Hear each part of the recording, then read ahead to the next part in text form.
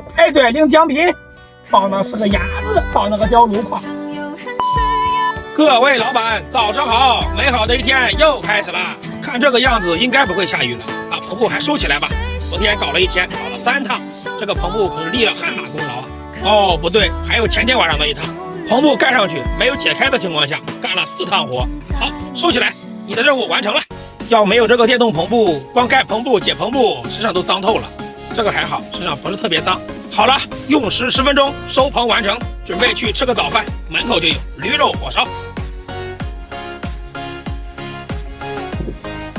这一车9点半开始装，装到12点半。他们几个兄弟忙的饭也没顾得上吃，装好车了。我先走，然后一会儿他们吃完饭也过去，他们还得给我卸。这个路有点窄啊，我可不是故意逆行的，因为那边太窄了，到时候就会挂到树枝，会把镜子挂坏，所以我选择逆行一点。幸亏这里车不是很多。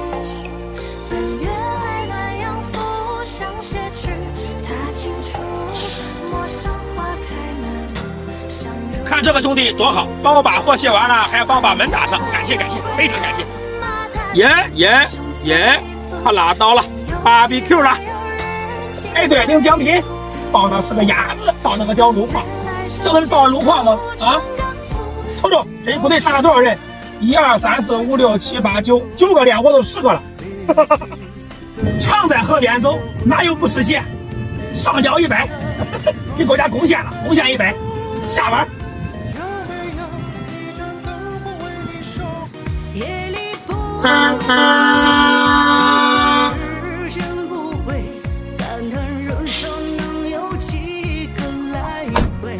biu 又下班了，还是简单的做个总结。今天就拉1单，和昨天相比差的有点远啊。今天还大风刮跑100。好，兄弟们，明天见。